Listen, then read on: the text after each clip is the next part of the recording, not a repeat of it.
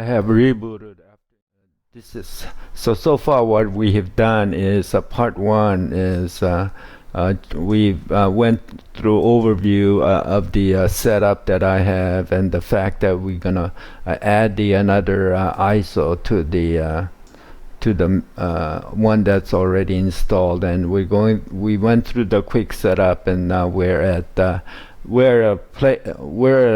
sequence where we want to copy selected files from the CE4 save folder. So let me just go to the next.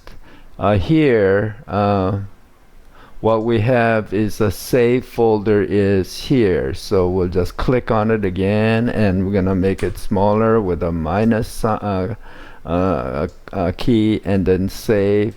And here we have the one that's my own daily use. This is the save folder, and we'll click on that now, and we want to go to the root level and then see all the hidden files. Control H. Now we want to open up the present bookworm and then make it small with a minus, and then Control H. Now we want to start copying some of the files. They'll make it easy for us to configure bookworm, but you have to be a little careful. You can't just blindly copy everything. So the first thing that I usually like to do is copy my bash alias file, because I find alias is very helpful. For example, if I have a alias is working, if I just type in X, it exits the terminal, but I have to do this for now. But so what I want to do is go ahead and copy bash aliases that's already all set up from FossaPup, and just copy this here, and then copy, and then you have to notify bash rc here to use this file. So what we can do is go ahead and cheat a little bit here, and then I'm going to add these 4 lines. We'll copy them, and then we'll add them into bash rc, which so we'll go ahead and add the bash rc to this file. So what we'll do is we'll go ahead and right click on bookworm bash rc, and then open up Genie, and then here it is at the end. What we need to do is add those 4 lines. Control V. This is Genie that I modified a little bit, so we can go ahead and follow this all along, and then we can go ahead and save that file. And then what it's going to is also going to change the X term. You can see the prompt is already actually changed. It was very bland, but now it's taken over, and then it gives a much fancier prompt. But we'll go ahead and, but mainly we have to add this, and then let's see if it's if I just type in X, whether that's gonna, so it's actually already taken effect. So similarly, what we can do is go ahead and copy some of the other files. Rocks BG PNG here, along with the .gtk 2.0 mine, and these 3 files, if I just copy them over into here, it should, on a reboot, it should darken the background and color. So we'll go ahead. JWMRC has to do with the menu, predominantly menu, so we don't want to copy that from FossaPup, because the menu is very different than the bookworm. So now while we're at it, there are several things, several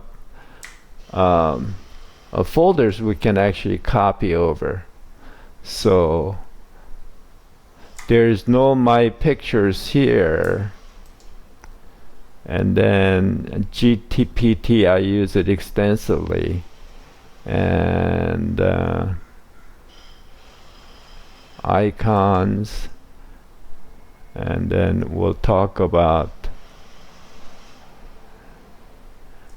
so we can go ahead and copy that over for now, and let me just, and then we'll just go ahead and punch in yes to everything. So it just means it just copies everything over, overwrites.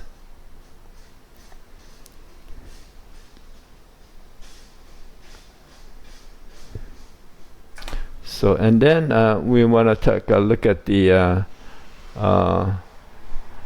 .wm. So within it there's a personnel file, which is my own keyboard binding that I've modified. So I want that to be over, because I want to be able to use my own keyboard configuration, and also theme that's already the way the window looks and so on. I think we can copy that over from FOSSA-PUP. So I'll go ahead and grab these two and then drag it over here and then copy them over. Okay, so we can go back out, and then similarly under .config, so we'll go back, similarly .config. I want to be able to quickly set up a bookworm with many of the programs that I'll be using here too. So what first thing I like to do is I'll go ahead and rocks folder setup and configuration file. I like to delete it because it takes so long to go ahead and copy everything over. So I'll go ahead and I'll just go ahead and right click and then delete, and then delete all that over. Okay, rest of it I think it won't take long, so I'll just grab this here and then new fetch wallpaper MPV, Libra LX terminal, and then gthumb is a photo editor. Genie is I like to copy that over, and then GIMP I installed that, so we can go, and Deadbeef will be using it eventually, so I'll just go ahead and then GTK 3, and we'll just copy that over for now, and it'll greatly facilitate the subsequent setup of the bookworm. Now I forgot to copy the tray configuration file, so I'll go ahead and grab it from the FOSSA-PUP save file and then drag it over here, and then we'll copy it. So that's done. I think I got most of it. So let's see, where is the tray? Okay, here the tray. Okay, so I think that we'll go ahead and indeed reboot. Now after rebooting, you can see it had changed significantly now. That mainly prominently the tray bar here is way up here now with the 6 desktops, and then also simplified icons here, and the clock looks different and so on. So if I click on F12, it also looks significantly different. So that's due to copying of the configuration that we did. So if I just Control R, for example, it's gonna trigger the rocks filer. You can see the background color has changed. So that everything seems to have worked as expected. So we'll just close it with F4 because that's my way I have it set up originally. So right now that these looks unsightly, so what we can do is go ahead and get rid of these, and then just click with the control with a left mouse click and control and grab all 4, and then right click and then remove items. We'll simply remove those items. Now one of the problems, well, let me just get the rocks. So if I normally if I click on my keyboard combination of Super and W, the Firefox should launch, but it doesn't because I forgot to copy over my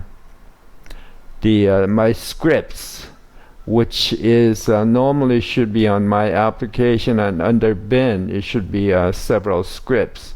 So we'll go ahead and copy that from my save folder from FossaPup. So under root, and then under my applications, under bin. So these should really be copied over. So we'll just grab it with Control A and then drag it all over here, and then copy it over. So we don't need this file. So, and then let's see if the we can make. So what I can do is go ahead and Super T will bring up the a terminal, and we'll go ahead and give it a command of restart, JWM restart, so it reads the change in configuration and hopefully including the script files. So, and then we'll go ahead and get out of that, and then see Super W. Let's see if the Firefox starts or not. So it does. Okay, so now since I copied over my own scripts, everything seems to work. So there's a further refinement that I need to do, but basically I've given you a quick idea on how to use the save folder that you have it under another Puppy Linux ISO. So that may be helpful, and I think we'll go ahead and call it a day today. Thanks.